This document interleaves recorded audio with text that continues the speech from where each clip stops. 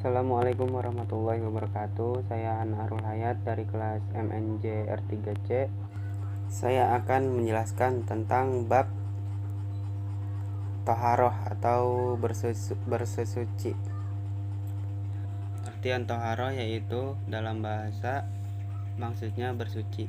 Tapi kalau dalam bahasa syara istilah maksudnya yaitu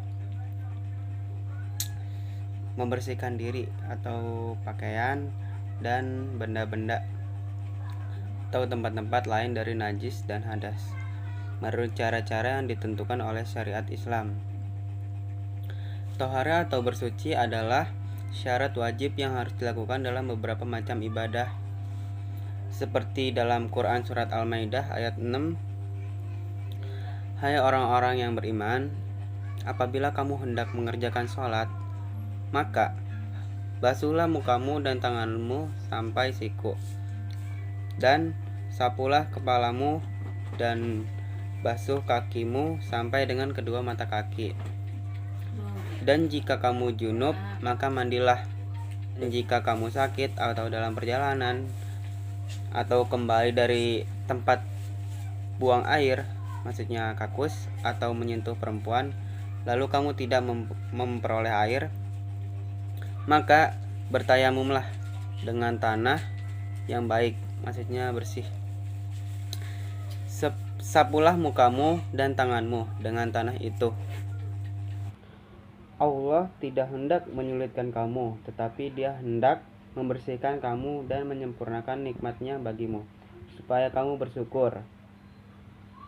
Taharah atau bersuci menurut pembagiannya dapat dibedakan menjadi dua bagian, yaitu satu, bersuci lahiriah. Beberapa contoh yang bersifat lahiriah adalah membersihkan diri, tempat tinggal dan lingkungan dari segala bentuk kotoran, hadas, dan najis. Membersihkan diri dari najis adalah membersihkan badan, pakaian, atau tempat yang didiami dari kotoran sampai hilang rasa, bau, dan warnanya. Ini ada di Quran surat Mudatsir ayat 4. Dan pakaianmu bersihkanlah. Yang kedua, bersuci batiniah. Bersuci batiniah adalah membersihkan jiwa dari kotoran batin berupa dosa dan perbuatan maksiat seperti iri, dengki, takabur, dan lain-lain.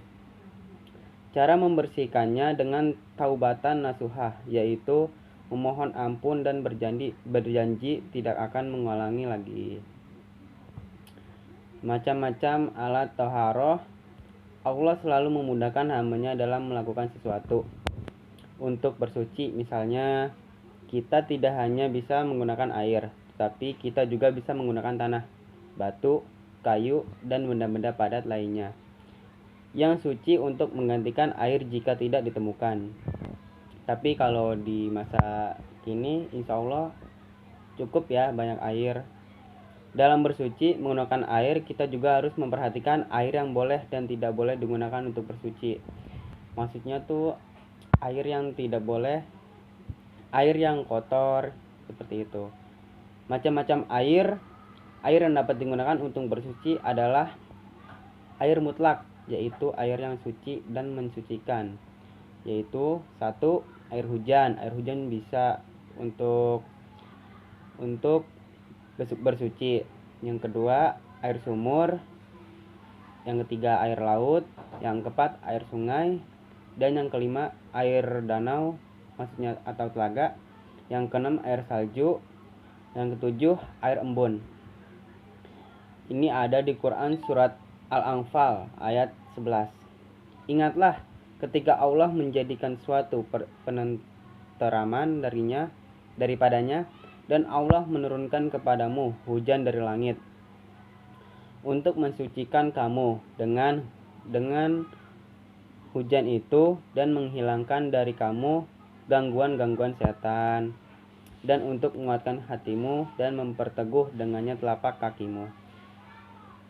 Air yang suci tetapi tidak dapat mensucikan, yaitu air yang halal untuk diminum tapi tidak dapat digunakan untuk bersuci, seperti air teh, air kopi, terus air sirup, air kelapa, dan lain-lainnya.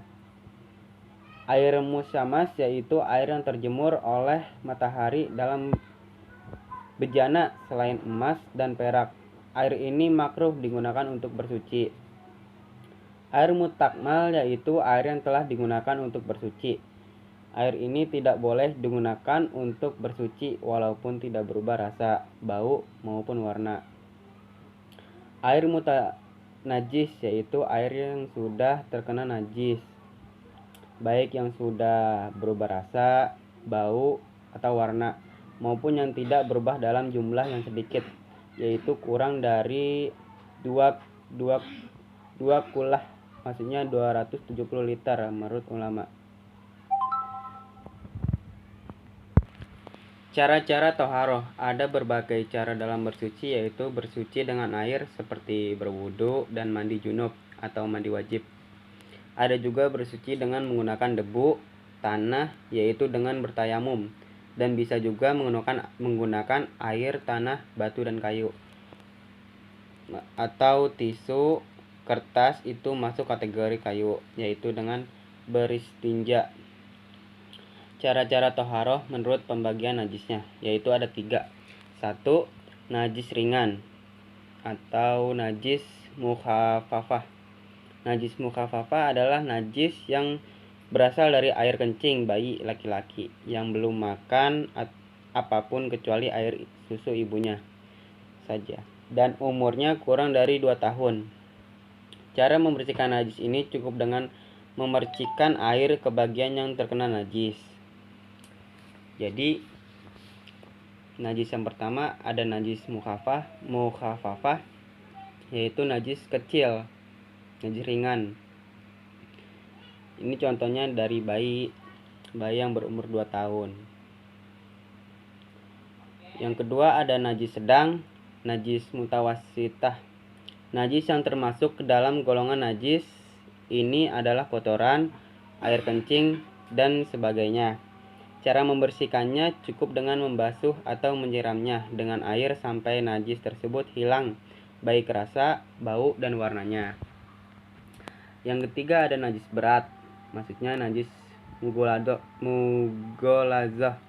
Najis berat adalah suatu materi yang kenajisannya ditetapkan berdasarkan dalil yang pasti, qot'i maksudnya, yaitu anjing dan babi. Cara membersihkannya yaitu terlebih dahulu yaitu dengan menghilangkan barang najisnya terlebih dahulu, lalu mencucinya dengan air bersih sebaiknya 7 kali dan salah satunya dengan tanah atau batu. Sebanyak 7 kali dan salah satunya dengan tanah atau batu. Cukup sampai sini penjelasan saya tentang taharah ini. Mungkin cukup singkat, tapi semoga dapat bermanfaat bagi kita semua. Amin. Ditutup saja. Wassalamualaikum warahmatullahi wabarakatuh.